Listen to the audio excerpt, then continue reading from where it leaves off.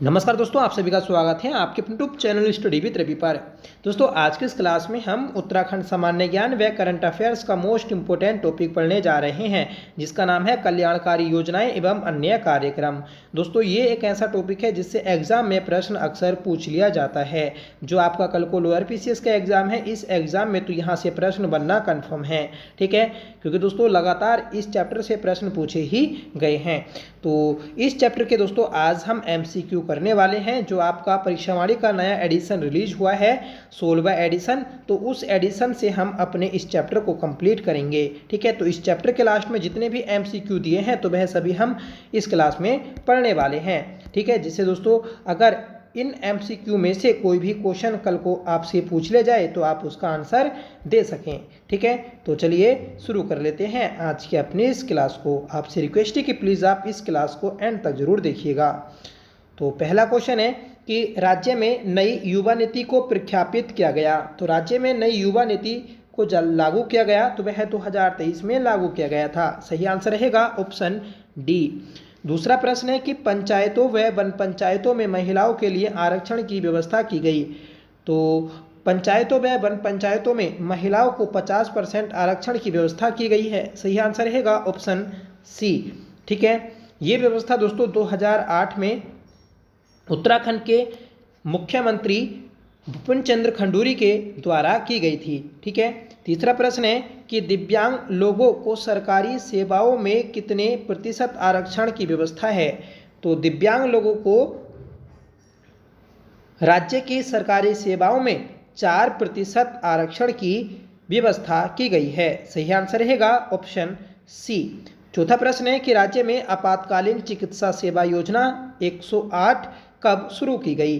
तो ये आपातकालीन चिकित्सा सेवा योजना 2008 में शुरू की गई थी। सही आंसर रहेगा ऑप्शन सी।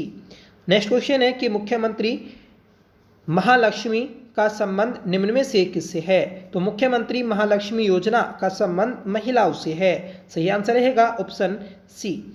नेक्स्ट क्वेश्चन है कि प्रधानमंत्री मातृत्व वंदना योजना का संबंध निम्न में से किससे है। तो इस योजना का संबंध गर्भवती महिलाओं से है। सही आंसर रहेगा ऑप्शन सी, ठीक है। ये योजना केंद्र सरकार के द्वारा 2017 में शुरू की गई थी, जबकि हमारे राज्य में इसे 2018 में लागू किया गया था, ठीक है। इस योजना में पहला स्थान पौड़ी गढ़वाल जनपद का है और ये क्वेश्चन दोस्तों आपका करंट अफेयर्स का है, तो इसलिए याद रखिएगा। सातवां प्रश्न है कि राज्य सरकार द्वारा निम्न में से किस वर्ष को महिला सशक्तिकरण वर्ष घोषित किया गया। तो वर्ष 2006 और 2007 को महिला सशक्तिकरण वर्ष घोषित किया गया था। राइट आंसर रहेगा ऑप्शन बी, ठीक है। इन वर्षों में दोस्तों आपका जेंडर बजट को भी लागू किया गया था। मतलब जो जेंडर बजट हमारा लागू होता है या फिर उसकी शुरुआत हुई थी तो वह इन वर्षों में ही हुई थी। और तिरुतेली जो सम्मान है तो वह भी आपका 2006 में ही शुरू किया गया था। अगला प्रश्न है कि राज्य में मुख्यमंत्री दाल पोषित योजना संचालित है। तो ये योजना 12 सितंबर 2019 को शुरू की गई थी। सही आंसर रहेगा ऑप्शन बी, ठीक है। नेक्स्ट क्वेश्चन है कि राज्य में अटल आयुष्मान उत्तराखंड योजना लागू किया गया। तो इसे लागू किया गया था 2018 में। सही आंसर रहेगा ऑप्शन डी, ठीक है। तो राज्य में अटल आयुष्मान उत्तराखंड योजना 2018 में लागू की गई थी। नेक्स्ट क्वेश्चन है कि 108 आपातकालीन चिकित्सा सेवा किसके नाम पर है। तो राज्य में जो 108 आपातकालीन चिकित्सा सेवा है तो यह है पंडित दीनदयाल उपाध्याय के नाम से संचालित है। सही आंसर रहेगा ऑप्शन ए। 11वां प्रश्न है कि राज्य में जायका परियोजना किसके सहयोग से चलाई जा रही है। तो राज्य में जायका परियोजना जापान के सहयोग से चलाई जा रही है। सही आंसर है ऑप्शन सी। 12वां प्रश्न है कि मौलाना आज़ाद एजुकेशन फाइनेंस फाउंडेशन योजना निम्न में से किसके लिए है। तो ये जो योजना है यह है आपके अल्पसंख्यकों के लिए है। सही आंसर रहेगा ऑप्शन सी, ठीक है। तो मौलाना आज़ाद एजुकेशन फाइनेंस फाउंडेशन योजना।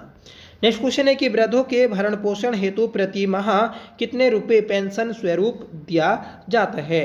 तो वृद्धों को भरण पोषण के लिए प्रति माह 1500 रुपये पेंशन में दिए जाते हैं। सही आंसर रहेगा ऑप्शन डी। 14वां प्रश्न है कि पूर्व सैनिकों को राज्य सेवा के समूह ग व घ में कितने प्रतिशत आरक्षण की सुविधा प्राप्त है। तो दोस्तों ग्रुप बी और ग्रुप डी इसमें पूर्व सैनिकों को 5% आरक्षण की सुविधा की गई है। सही आंसर रहेगा ऑप्शन सी। ठीक है, नेक्स्ट क्वेश्चन है कि दिव्यांगजनों के भरण पोषण हेतु प्रति माह कितने रुपए पेंशन स्वरूप दिया जाता है।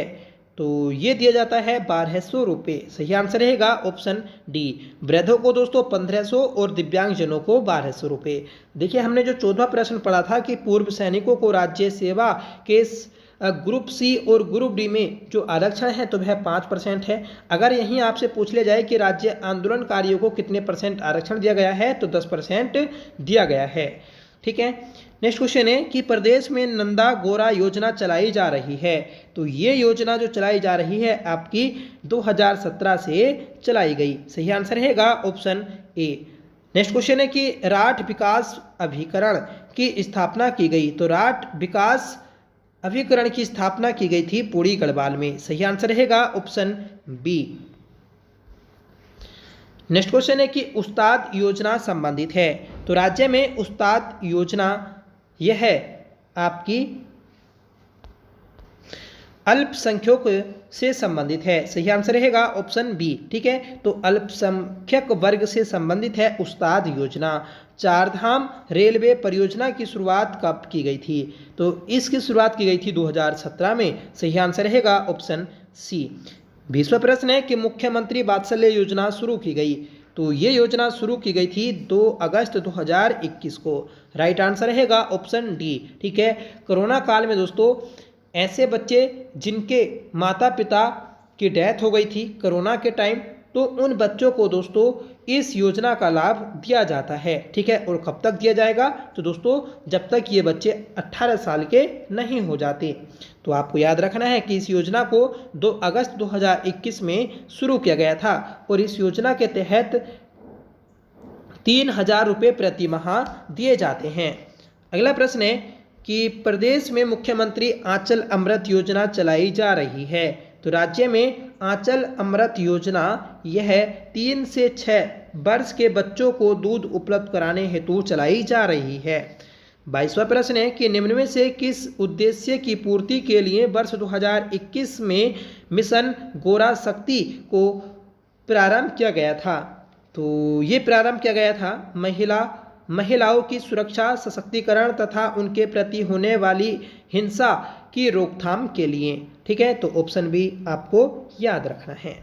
नेक्स्ट क्वेश्चन है कि पलायन की समस्या के निराकरण हेतु उत्तराखंड सरकार द्वारा पूर्व में गठित आयोग का संशोधित नाम क्या रखा गया है।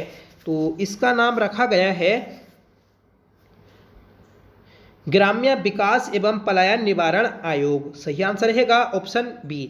आप देख रहे होंगे कि ये सभी प्रश्न पूछे गए हैं। ठीक है, तो जितने भी आपके प्रीवियस ईयर में एग्जाम हुए हैं तो उन सभी में ये प्रश्न पूछे गए थे। ठीक है, जैसे ये प्रश्न आपका पटवारी लेखपाल 2023 में पूछा गया था। ऊपर वाला प्रश्न वीडियो एग्जाम 2023 में पूछा गया था।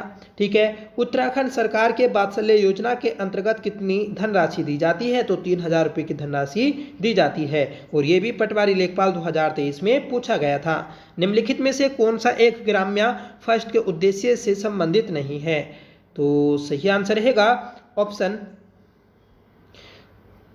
सी, पर्यावरणीय धारणीय दृष्टिकोण। ठीक है, तो ये इसका उद्देश्य नहीं है, जबकि इसका उद्देश्य प्राकृतिक संसाधनों की संभावित उत्पादकता में सुधार करना, ग्रामीण निवासियों की आय में वृद्धि करना, वर्षा पर आधारित कृषि की उत्पादकता बढ़ाना। ठीक है, ये इसका उद्देश्य है। ये भी दोस्तों आपका प्रश्न पूछा गया है पटवारी लेखपाल में। ठीक है, तो देखिए एक एग्जाम में 3-3, 4-4 प्रश्न पूछे गए हैं इस चैप्टर से।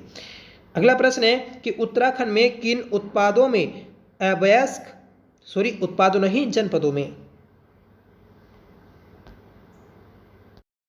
उत्तराखंड में किन जनपदों में अवयस्क बालिका योजना की शुरुआत की गई?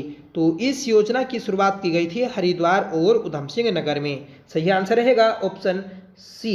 ठीक है, अगला प्रश्न है, उत्तराखंड स्टार्टअप नीति 2023 शुरू की गई। तो ये शुरू की गई थी शिक्षा में उद्यमिता को बढ़ावा देने के लिए, शैक्षिक संस्थानों में नवाचार के व्यवसायीकरण के लिए, महिलाओं के बीच उद्यमिता को प्रोत्साहित करने के लिए। सही आंसर रहेगा ऑप्शन डी, ये सभी। तो इन सभी के लिए इस योजना को शुरू किया गया था। स्टार्टअप नीति जो आई थी उत्तराखंड में, तो वह 2018 में आई थी और इसे ही संशोधित किया गया है 2023 में। ठीक है, जबकि हमारे देश में जो स्टार्टअप योजना शुरू की गई थी तो वह 16 जनवरी 2016 को शुरू की गई थी, इसलिए 16 जनवरी को स्टार्टअप दिवस भी मनाया जाता है। उत्तराखंड में चलने वाली चार धाम परियोजना निम्न में से किस कार्य से संबंधित है? तो चार धाम परियोजना, ये परियोजना दोस्तों सड़क निर्माण से संबंधित है। सही आंसर रहेगा ऑप्शन बी। ठीक है, तो चार धाम को सड़क से जोड़ने के लिए, अच्छी व्यवस्था देने के लिए ये योजना शुरू की गई थी 2017 में। ठीक है, और ये एग्जाम दोस्तों ARO एग्जाम 2023 में और पटवारी में भी पूछा गया था। ठीक है, और अगला एग्जाम भी दोस्तों पटवारी में पूछा गया है। तो देखिए कम से कम 5-6 प्रश्न आपके इस चैप्टर से एक एग्जाम पटवारी में पूछे गए हैं। ठीक है, अगला प्रश्न है कि उत्तराखंड की दीनदयाल उपाध्याय गृह आवास होम स्टे विकास योजना के संदर्भ में निम्नलिखित में से कौन सा कथन सही नहीं है? तो देखिए इससे जो कथन सही नहीं है तो वह आपका ऑप्शन ए नहीं है कि यह योजना 2017 में प्रारंभ की गई थी। होम स्टे योजना 2018 में शुरू की गई थी, इस चीज़ को याद रखिएगा। ठीक है, जबकि दोस्तों इस योजना के अंतर्गत विभाग द्वारा पर्वतीय क्षेत्रों में 50% अधिकतम 15 लाख रुपए अनुदान किया जाता है और इस योजना के अंतर्गत पर्यटन विभाग द्वारा मैदानी क्षेत्रों में 25% अधिकतम 7.5 लाख रुपए अनुदान किया जाता है। ठीक है, इस योजना का उद्देश्य स्वरोजगार उपलब्ध कराकर स्थानीय लोगों की आर्थिक स्थिति को सुधारना है। तो उद्देश्य भी आपको याद रखने हैं, इसी प्रकार से आपसे पूछा जाएगा। ठीक है, अगला प्रश्न है, और ये प्रश्न दोस्तों ARO 2023 में पूछा गया था कि उत्तराखंड के चार धाम गंगोत्री, यमुनोत्री, बद्रीनाथ, केदारनाथ जनपदों के किस समूह में स्थित हैं? तो देखिए अगर हम इन समूह को देखें तो गंगोत्री यमुनोत्री उत्तरकाशी में, ठीक है, बद्रीनाथ ये चमोली में, ठीक है, और रुद्रप्रयाग केदारनाथ तो ये आपका रुद्रप्रयाग में है। ठीक है, तो इस प्रकार से आपका जो ऑप्शन होना चाहिए था एक तो उत्तरकाशी, चमोली और रुद्रप्रयाग होना चाहिए था। अब हमारे इन ऑप्शन में इस प्रकार से ऑप्शन नहीं दिया गया तो हम इसका सही आंसर मानेंगे ऑप्शन डी, क्योंकि इसमें जनपद तो वही है पर वह आगे पीछे कर दिए हैं। अगला प्रश्न है कि उत्तराखंड में प्रधानमंत्री किसान सम्मान निधि योजना के संचालन हेतु नोडल विभाग निम्नलिखित में से कौन सा है? तो इसके लिए कृषि विभाग को नोडल बनाया गया। सही आंसर रहेगा ऑप्शन ए। ठीक है, तो प्रधानमंत्री किसान सम्मान निधि योजना का नोडल अधिकारी कौन है या फिर विभाग कौन है? तो वह कृषि विभाग है।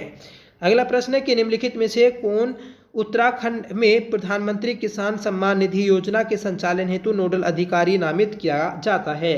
तो ये किया जाता है दोस्तों आयुक्त एवं सचिव और राज्य राजस्व परिषद को। ठीक है, सही आंसर रहेगा ऑप्शन ए। तो ये थी दोस्तों आज की हमारी क्लास। इस चैप्टर में दोस्तों बस 32 क्वेश्चन दिए गए थे तो वह आपको मेरे द्वारा करा दिए गए। ठीक है, अब देखिए समय नहीं है कि जिससे आपको ये पूरा चैप्टर डिटेल में कराया जाए। ठीक है, अगर समय होता तो दोस्तों आपको ये चैप्टर जरूर कराया जाता। ठीक है, पर इस चैप्टर से आपके प्रश्न आना कन्फर्म है, ये गारंटी है। ठीक है, चाहे आप आजमा सकते हैं। ठीक है, क्योंकि दोस्तों ये रिकॉर्ड है कि जनगणना और प्रमुख योजनाएं, सूचकांक, ठीक है, यहाँ से प्रश्न अक्सर पूछ लिए गए हैं। तो ये दोस्तों मैं धीरे धीरे इसे स्क्रॉल कर रहा हूँ जिससे आप इसे स्टॉप करके, ठीक है, पॉज करके पढ़ भी सकते हैं। जैसे दोस्तों कुछ मैं आपको बताने की कोशिश करूँ कि स्मार्ट स्कूल स्मार्ट कार्यक्रम योजना कब शुरू की गई थी? तो 11 मई 2023 को शुरू की गई थी चंपावत में। चार धाम रेलवे परियोजना मई 2017 में शुरू की गई थी और ये दोस्तों चारों धाम को सड़क से जोड़ने के लिए शुरू की गई थी। ठीक है, और इसकी लंबाई 327 किलोमीटर है। ठीक है, इसी प्रकार हम अगली योजना को देखें कि रेशम कीट बीमा योजना, तो ये है 9 मार्च 2023 को शुरू की गई थी। ठीक है। चार धाम परियोजना, तो चार धाम परियोजना ये 27 दिसंबर 2016 को पीएम मोदी के द्वारा शुरू की गई थी। ठीक है। और चार धाम रेलवे परियोजना ये मई 2017 में शुरू की गई थी। तो दोनों योजनाएं अलग अलग हैं, एक चार धाम परियोजना, एक चार धाम रेलवे परियोजना।